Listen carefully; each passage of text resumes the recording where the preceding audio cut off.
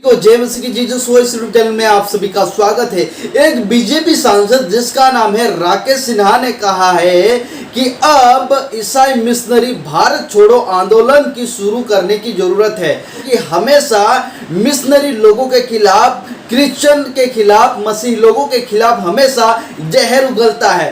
पहले भी मिशनरी लोगों पर आरोप लगाया है कि मिशनरी लोग धर्म परिवर्तन करते हैं। इस बार भी राकेश सिन्हा ने बोला है कि अब समय आ गया है कि एक आंदोलन शुरू करेंगे और उस आंदोलन का नाम है ईसाई मिशनरी भारत छोड़ो। ये किस प्रकार का जहर एक समाज में उगल रहे हैं, ये किस प्रकार से देश को बांटना चाहते हैं। बोलता है कि मिशनरी धर्म परिवर्तन करवाते हैं। ये संविधान हमें आज़ादी देता है कि आप अपने धर्म का प्रचार कर सकते हैं और कोई भी धर्म को अपना सकते हैं। कि सिन्हा ने क्या कहा देखिए, अब ईसाई मिशनरी भारत छोड़ो आंदोलन शुरू करने की जरूरत। राष्ट्रीय स्वयंसेवक संघ के विचारक और राज्यसभा के सांसद राकेश सिन्हा ने ईसाई मिशनरियों की गतिविधियों को कटघरे में खड़ा किया। उनका दावा है कि ईसाई मिशनरी का व्यवहार बीते 300 सालों में आदिवासी संस्कृति की बर्बाद करने का है। मिशनरी आदिवासियों के बीच में भेदभाव पैदा करने में लगी है।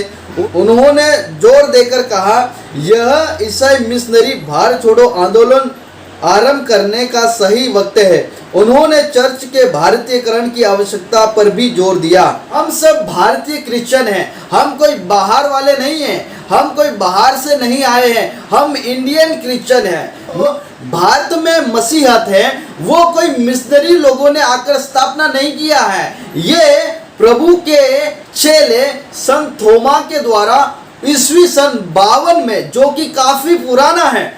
ये लोगों को इतिहास उठाकर देखना चाहिए कि मसीहत कब से शुरुआत हुआ है इंडिया में। काफी साल हो गए, बहुत पुराना है। इन लोगों से ज्यादा आदिवासी क्षेत्रों में काम किया है। जहां पर सरकार काम नहीं कर सकती है, वहां पर मिशनरी लोगों ने काम किया है। शिक्षा, स्वास्थ्य, गरीबी, इन सारी बातों में मिशनरी लोगों ने सबसे बड़ा योगदान दिया है। जहां पर आदिवासी लोग पढ़ नहीं सकते थे, उनके लिए फ्री में शिक्षा को उपलब्ध कराया है, फ्री में स्वास्थ्य को उपलब्ध कराया है। लेकिन इस बात को ये लोग नहीं जानते हैं। इन लोगों का केवल एक ही आरोप लगाना है कि मिशनरी लोग धर्म परिवर्तन करवाते हैं। क्या अभी तक आपने किसी एक मिशनरी को गिरफ्तार किया है? धर्म परिवर्तन करते हुए पकड़ाया गया है? अभी तक किया है किसी मिशनरी को गिरफ्तार? क्योंकि ये एक झूठ है, ये खुलेआम झूठ बोलते हैं। अभी तक किसी भी मिशनरी ने पैसे देकर, किसी को भी लालच देकर धर्म परिवर्तन नहीं करवाया है। और इंडिया में तो ये कानून है, संविधान देता है कि आप किसी भी धर्म का प्रचार कर सकते हैं, किसी भी धर्म को मान सकते हैं। ये खुली आजादी है। हम मसीहत का प्रचार करते हैं। अगर किसी को अच्छा लगता है तो वो मसीहत को स्वीकार करता है, इसमें कोई बुरी बात नहीं है। आदिवासी कोई हिंदू नहीं है।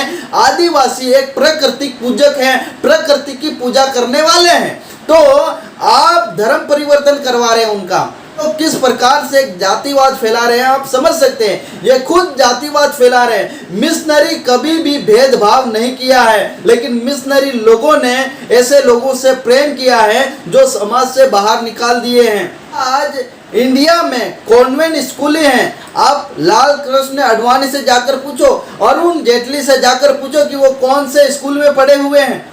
वो एक कॉन्वेंट स्कूल में, एक मिशनरी स्कूल में पढ़े हुए हैं।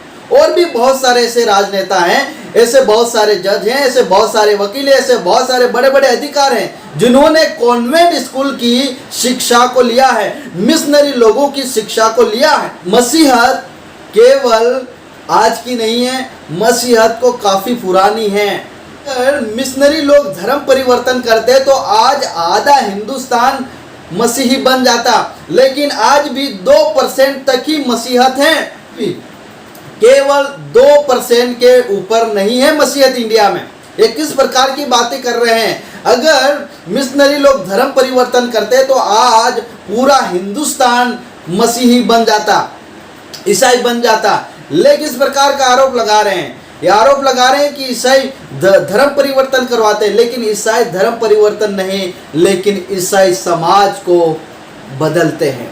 ईसाई समाज को बदलते हैं। आप धर्म परिवर्तन का काम कर रहे हैं, आप जाति में भेदभाव फैलाने की काम कर रहे हैं, आप संस्कृति को बर्बाद करने का काम कर रहे हैं। इस प्रकार का अभियान है, उसमें काफी मसीह लोगों ने उसका विरोध किया है और विरोध करना चाहिए, क्योंकि मसीहत काफी पुराना है। मसीहत प्रभु यीशु मसीह के शिष्य थॉमस के द्वारा 1952 में इंडिया में आ गई थी।